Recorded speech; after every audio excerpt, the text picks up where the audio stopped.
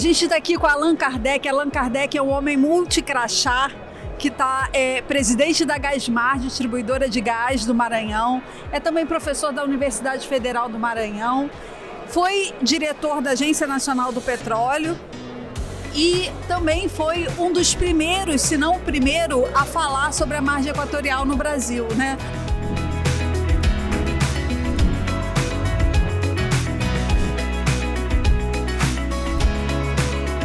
Que você vê, você fez um estudo, se eu não me engano, de 2019, 2020, falando sobre a margem equatorial, comparando com o pré-sal. Como que você vê hoje a margem equatorial diante de todos os estudos que já foram feitos depois de lá e agora com a perspectiva da Petrobras perfurar? Perspectiva não, já é um fato, né?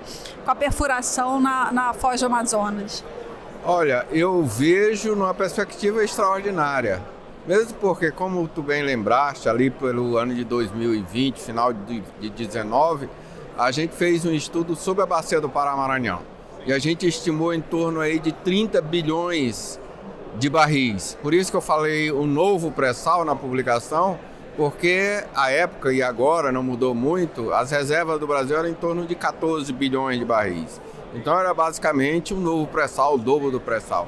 E agora nós, depois daqueles dias, a gente se envolveu muito com o Amapá, muito mesmo.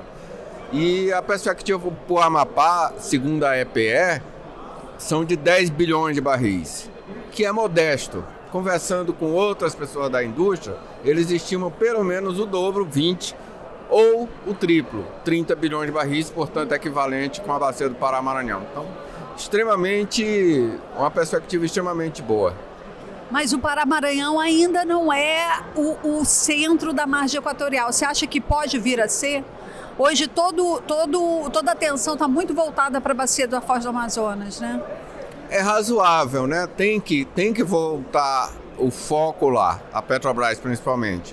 Mas agora na bacia do Pará-Maranhão e de Barreirinhas, o interesse à época, para tu teres uma ideia, na bacia de Barreirinhas, à época tinha 15 blocos licitados, enquanto na Foz do Amazonas eram 5.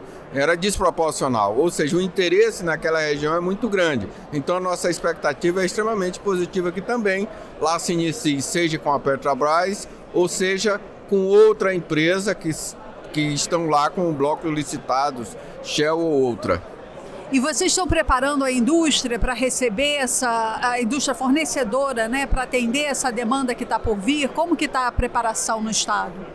Olha, essa é uma grande preocupação, porque a gente tem que se organizar, mas a forma que o Brasil estava, a forma que foi tratada essa licença, isso tudo impediu muita ação política. Agora não, agora tem a licença do IBAMA e tem também o projeto de lei de licenciamento que vai dar um pouco mais de dinamismo e de flexibilidade naqueles projetos que são considerados estratégicos. Então, a partir de agora, a gente trabalhará, né? Agora, para o Maranhão é mais fácil porque a gente tem o Porto do Itaqui, que é exuberante, é profundo. Então, e temos uma região no entorno do Itaqui que pode ser extraordinário para as nossas intenções de explorar ali as bacias de Barreirinhas ou do Pará-Maranhão. Alguma perspectiva de isenção fiscal, algum programa especial para o setor? O governador Carlos Brandão acabou de criar a zona de processamento de exportação. Nós estamos atraindo investidores, por exemplo, uma refinaria. Então a perspectiva realmente é que haja esse dinamismo, um polo petroquímico ou gás químico, que no Maranhão tem gás onshore. Então a nossa expectativa é que realmente tenha assim, essas licenças e tenha isenção de impostos, etc. E você vê perspectiva também para concessão, por exemplo, para Barreirinhas ou para o próprio Pará-Maranhão, mas vocês veem perspectiva de inclusão de novas áreas na oferta permanente da ANP?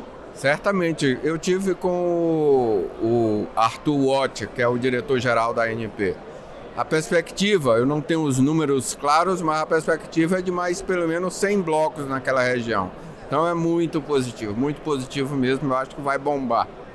Você acha que tem mão de obra suficiente para atender toda essa demanda? De forma alguma. A margem equatorial inteira é uma das críticas que eu faço. Nós não estamos preparados. A gente tem que formar essa mão de obra.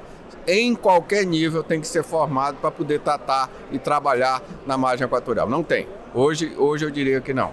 E como formar essa mão de obra? A gente, lá no Amapá, tem o Josiel Alcolumbre, que está fazendo uma agenda muito intensa no Sebrae. No Maranhão, a gente tem a Federação das Indústrias e estamos fazendo uma agenda intensa com o Senai, com o SESI, com os S, né, da nossa indústria, para poder fazer formação de gente. Dá tempo? Vai ter que dar tempo. Vai fazer o que aconteceu aqui no Rio de Janeiro. O que aconteceu? Primeiro vem os de fora e depois a gente vai substituindo. Porque uma vez que você tem a oferta, tem as pessoas que vão lá trabalhar. Mas depois saem. Aqui no Rio de Janeiro começou com os estrangeiros. Hoje o Rio de Janeiro está exuberante em termos de oferta. Tem o Simples, tem o UFRJ, tem a Federal Fluminense, outras universidades que estão oferecendo esse tipo de serviço e esse tipo de trabalho. Tá ótimo, Alan. Muito obrigada. Obrigado, Fernanda. E bom parto.